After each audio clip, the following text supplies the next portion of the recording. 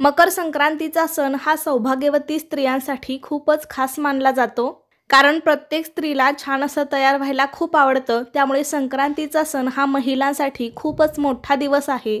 आजच्या व्हिडिओमध्ये मी तुम्हाला मकर संक्रांतीच्या दिवशी सौभाग्यवती स्त्रियांनी कोणत्या रंगाची साडी नेसावी, त्याबरोबरच कोणत्या रंगाची साडी चुकूनही नेसू नये, संक्रांतीसाठी कोणते शुभ रंग आहेत, या दिवशी अनेक स्त्रिया बांगड्या भरतात, तर बांगड्या भरताना कोणत्या रंगाच्या बांगड्या अजिबात घालायच्या नाहीत आणि कोणत्या प्रकारच्या बांगड्या घालाव्या, कोणत्या रंगाच्या घालाव्या आणि बांगड्या घालण्याचे काय नियम आहेत, अशी बरीच माहिती मी तुम्हाला आजच्या व्हिडिओमध्ये देणार आहे। त्यासाठी हा व्हिडिओ शेवटपर्यंत पहा, जास्तीत जास्त लोकांना शेअर करा आणि त्याआधी चॅनेलला सबस्क्राईब करा। यावर्षी म्हणजे 2025 मध्ये मकर संक्रांत मंगळवार दिनांक 14 जानेवारीला साजरी केली जाणार आहे। मराठी पौष महिन्यात जेव्हा सूर्य मकर राशीत प्रवेश करतो तेव्हा हा संक्रांतीचा सण साजरा केला जातो।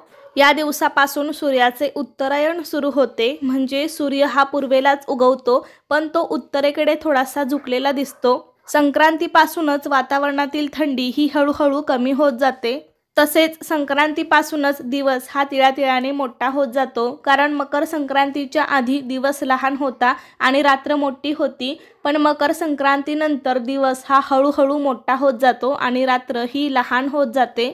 तसेच मकर संक्रांतीला स्नान, दान, धर्म, देवांचे दर्शन, तप यांना विशेष महत्त्व असते। या दिवशी पवित्र नद्यांमध्ये स्नान करणं खूप पुण्यकारक मानलं जातं। तसेच या दिवशी दान केल्याने सर्व प्रकारच्या मनोकामना पूर्ण होतात आणि खूप पुण्य मिळते। तसेच सूर्यदेवाचा आशीर्वादही प्राप्त होतो आणि विशेष म्हणजे मकर संक्रांतीचा सण हा नात्यातील गोडवा वाढवण्यासाठी खूपच महत्त्वाचा मानला जातो, कारण या दिवशी सर्वजण एकमेकांना तिळगुळ देऊन आनंद व्यक्त करतात।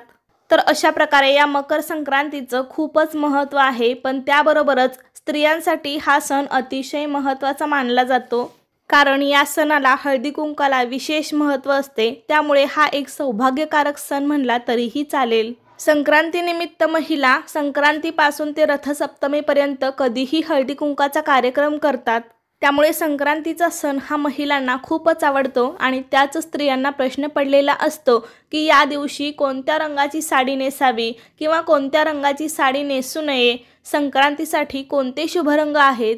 तर आपल्या हिंदू धर्मात प्रत्येक रंगाचं वेगळं आणि अनन्यसाधारण असं महत्त्व आहे, कारण प्रत्येक रंग आपल्याला एक वेगळी ऊर्जा प्रदान करतो। काही रंग सकारात्मक, शुभदायी लहरी प्रदान करतात आणि काही रंग अशुभ मानले जातात, नकारात्मकतेचं प्रतीक मानलं जातात।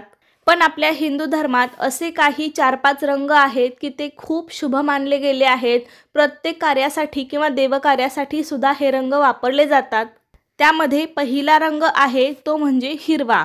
हिरवा रंग हा सौभाग्याचं प्रतीक मानला जातो, कारण नवरी सुद्धा लग्नामध्ये हिरव्या रंगाचा चुडा भरत असते किंवा महिला लग्न झाल्यानंतर सुद्धा हिरव्या रंगाच्या बांगड्या हातामध्ये घालत असतात, कारण त्यामुळे त्यांच्या पतीचं आयुष्य वाढतं असं हिंदू धर्मशास्त्र सांगतं। त्याबरोबरच हिरवा रंग हा निसर्गाशी संबंधित असल्यामुळे एक वेगळीच ऊर्जा तुम्हाला मिळते। शास्त्रात ही हिरव्या रंगाला खूप महत्त्व आहे। तणावाच्या प्रसंगी हिरव्यागार झाडाकडे किंवा हिरव्यागार गवताकडे काही वेळ मनसोक्त पाहण्याने मन शांत होते आणि आपल्या डोळ्यांना शीतलता प्राप्त होत असते, त्यामुळे हिरव्या रंगाचं खूप अनन्यसाधारण असं महत्त्व आहे। त्याबरोबरच आपण देवीची ओटी भरताना सुद्धा बघा हिरव्या रंगाचा ब्लाऊज पीस किंवा हिरव्याच रंगाची साडी घेतो, त्यावरूनच हिरवा रंग हा देवीलाही किती प्रिय आहे हे आपल्याला समजतं। त्यामुळे शक्य झालं तर किंवा तुमच्याकडे असेल तर हिरव्या रंगाची साडी अवश्य नेसा, नसेल तर आपल्या हिंदू धर्मशास्त्रात लाल रंग हा सुद्धा खूप शुभ मानला जातो। लाल रंग हा सर्वात आकर्षक मानला जातो। देवी लक्ष्मीलाही लाल रंग खूप प्रिय आहे। लाल रंग हा तेजाचे प्रतीक मानला जातो। लाल रंग हा शौर्य, संघर्ष, उत्तेजना, कामवासना, आवेग, उत्साह, शुभेच्छा, साहस आणि नवीन जीवनाशी संबंधित मानला जातो। बघा, आपण रोजची देवपूजा करताना सुद्धा किंवा कोणतीही इतर पूजा मांडताना सुद्धा पाटावरती लाल रंगाचं वस्त्र टाकतो, कारण लाल रंग हा सर्व देवांना त्याबरोबरच माता लक्ष्मीला सुद्धा अत्यंत प्रिय आहे। त्याबरोबरच आपल्या सौभाग्यामधील एक सर्वात महत्त्वाची गोष्ट म्हणजे कुंकू, हे सुद्धा लाल रंगाचं असतं, कारण सौभाग्यातील सगळ्यात महत्त्वाची गोष्ट म्हणजे हळदी कुंकू, त्यामधील कुंकवाचा रंग हा लाल असतो, त्यामुळे लाल रंगाचं खूप मोठं महत्त्व आहे। हा रंग उत्साह, सौभाग्य, उमंग, धैर्य आणि नवीन जीवनाचे प्रतीक मानला जातो। त्यामुळे शक्य असेल तर तुम्ही संक्रांतीला लाल रंगाची साडी अवश्य नेसू शकता। त्याबरोबरच तुम्ही केशरी किंवा भगव्या रंगाची साडी सुद्धा नेसू शकता, कारण केशरी रंग हा सूर्योदय आणि सूर्यास्ताचा रंग आहे। केशरी रंग त्याग, ज्ञान, शुद्धता आणि सेवेचं प्रतीक आहे। छत्रपती शिवाजी महाराजांच्या सेनेचा ध्वज, रामकृष्ण आणि अर्जुन यांच्या रथांचे ध्वज केशरी रंगाचे होते, कारण केशरी रंग शौर्य, बलिदान आणि वीरता यांचे प्रतीक आहे। तसेच केशरी रंग हा दैवी शक्तीचे प्रतिनिधित्व करतो। या रंगातून एक सकारात्मक ऊर्जा प्रवाहित होत असते। त्यामुळे तुम्ही केशरी रंगाची जरी साडी घातली तर तुम्हाला सुद्धा एक नवीन प्रकारची ऊर्जा मिळते। त्यानंतरचा सर्व स्त्री वर्गाच्या आवडीचा रंग म्हणजे गुलाबी। प्रत्येक स्त्रीला गुलाबी रंग हा आवडतो। गुलाबी रंग हा प्रेमाचा रंग मानला जातो। तसेच हा रंग आनंदाचं प्रतीक सुद्धा मानला जातो। गुलाबी रंग हा नेहमीच स्त्रियांना आकर्षित करतो। स्त्रीचं वय काहीही असो तरी त्यांना गुलाबी रंग हा आवडतोच। गुलाबी रंगाचे कपडे परिधान केल्यामुळे आपलं मन देखील खूप प्रसन्न होतं आणि एक वेगळीच एनर्जी आपल्याला मिळत असते। आणि गुलाबी रंगामुळे सुख, समाधान येतं आणि मन सुद्धा शांत राहतं। त्यामुळे गुलाबी रंगाचं वेगळंच असं काही महत्त्व आहे। त्यामुळे तुम्ही संक्रांतीला गुलाबी रंगाची साडी पण नेसू शकता। आत्ता मी तुम्हाला जे काही रंग सांगितले ते शुभ रंग आहेत आणि संक्रांती दिवशी अशा रंगाचे कपडे परिधान केल्यामुळे असे रंग बाहेरची उष्णता शोषून घेतात आणि आपले शरीर उबदार ठेवतात। त्यामुळे शक्यतो तुम्ही या रंगाचे कपडे परिधान करा। थंडीपासून आपलं संरक्षण व्हावं म्हणून गडद रंगाचे कपडे या दिवशी घातले जातात। पण त्याबरोबरच तुम्ही चिंतामणी कलर, पोपटी कलर, राणी कलर, क्रीम कलर अशा रंगाचे कपडे पण घालू शकता, साड्या पण नेसू शकता। पण सगळ्यात महत्त्वाची गोष्ट म्हणजे मकर संक्रांत हा असा एकमेव सण आहे की या दिवशी काळ्या रंगाचे कपडे आवर्जून घातले जातात किंवा साडी आवर्जून नेसली जाते। मकर संक्रांतीच्या दिवशी काळे वस्त्र परिधान करण्याची प्रथा आहे। मकर संक्रांतीच्या दिवशी रात्र मोठी असते। या दिवसापासून दिनमान वाढायला सुरुवात होते। काळोख्या मोठ्या रात्रीला काळ्या रंगाची वस्त्रे नेसून निरोप दिला जातो। दुसरं महत्त्वाचं वैज्ञानिक कारण म्हणजे वस्त्राचा काळा रंग हा उष्णता शोषून घेतो। मकर संक्रांती ही थंडीमध्ये येत असते। थंडीच्या दिवसात आपलं शरीर उबदार राहावं म्हणून मकर संक्रांतीला काळ्या रंगाची वस्त्रे परिधान करण्याची प्रथा आहे। थंडीच्या दिवसात तीळ हे शरीरास उपयोगी आहे म्हणून तिळगुळ देण्याची प्रथा पडली। वर्षभरात कुणाशीही भांडण झालं असेल तर मकर संक्रांतीच्या दिवशी तिळगुळ देऊन क्षमा करूया आणि विसरून जाऊया हा संदेश देण्याची प्रथा आहे। असं या काळ्या रंगाचं महत्त्व पाहता तुम्ही संक्रांतीला काळ्या रंगाची साडी नेसू शकता, काळ्या रंगाचे कपडे पण घालू शकता।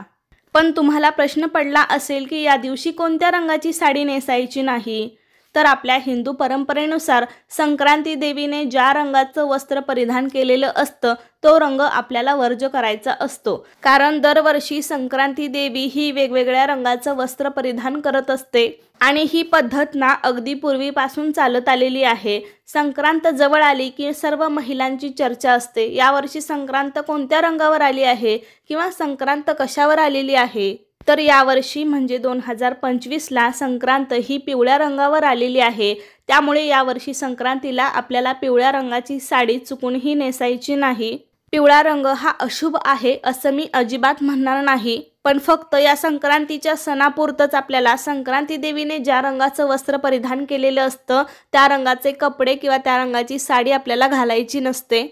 आणि पंचांगामध्ये फक्त पिवळे वस्त्र सांगितलेले आहे, त्यामुळे आपल्याला पिवळे वस्त्र वर्ज करायचं आहे। बाकी तुम्ही इतर पिवळ्या गोष्टी शक्यतो वापरू शकता, म्हणजे हळदी कुंकूमधली हळद असेल किंवा सोन्याचे दागिने असतील, तुम्ही या गोष्टी वापरू शकता। फक्त पिवळे वस्त्र आपल्याला या संक्रांतीला परिधान करायचे नाही। तेव्हा या संक्रांतीला तुम्ही तुमच्या मुलीला किंवा सुनेला सुद्धा ओवसा देताना मकर संक्रांतीला पिवळ्या रंगाची साडी घेऊ नका किंवा लहान मुलांना देखील पिवळ्या रंगाचे कपडे घालू नका। तसं तर पिवळ्या रंगाचं खूप मोठं महत्त्व आहे। पिवळ्या रंगाला पितांबर म्हटलं जातं, पण आपल्याला या संक्रांतीच्या सणापुरतं तेवढा 1 दिवस किंवा संक्रांतीचे 3 दिवस आपल्याला पिवळा रंग हा वर्ज करायचा आहे। साड्यांबरोबरच संक्रांतीला बांगड्या भरण्याची सुद्धा पद्धत आहे। बघा, पूर्वीपासून आपली आजी असेल, आई असेल, त्या संक्रांत म्हणा किंवा नागपंचमी म्हणा अशा सणाला बांगड्या भरतात। आता आपण मुली बांगड्या भरायला कासाराकडे जात नसलो तरी पण दुकानातून संक्रांतीसाठी नवीन बांगड्या विकत तरी आपण घेत असतो आणि आपण घ्यायलाच हव्या। 16 शृंगारामध्ये बांगड्यांचा समावेश असतो, त्यामुळे हिंदू धर्मशास्त्रात बांगड्यांना सुद्धा खूप मोठं महत्त्व आहे। आणि संक्रांत म्हटलं की स्त्रिया छान छान साड्या घालतात, ओसायला जातात, हळदी कुंकू करतात, तिळगुळ देतात, त्यामुळे आपल्या हातात काचेच्या 2-2 का होईना बांगड्या ह्या नक्की असाव्यात। शक्यतो तुम्ही काचेच्याच बांगड्या घालण्याचा प्रयत्न करा आणि त्यातल्या त्यात हिरव्या रंगाच्या बांगड्या घातल्या तर उत्तम, कारण हिरवा रंग हा शुभ आणि सौभाग्य प्राप्तीचं प्रतीक मानला जातो आणि हिरव्या रंगाच्या बांगड्या घातल्यामुळे त्यांच्या पतीचं आयुष्य वाढतं असं पण म्हणतात, म्हणजेच त्यांच्या सौभाग्यामध्ये वाढ होते असे हिंदू धर्मशास्त्र सांगते। त्यामुळे तुम्ही शक्यतो काचेच्या पण हिरव्या रंगाच्या बांगड्या नक्की घाला आणि बांगड्या घालताना एका हातात 6 घातल्या तर दुसऱ्या हातात 7 घाला, अशा बांगड्या आपल्याला घालायच्या आहेत।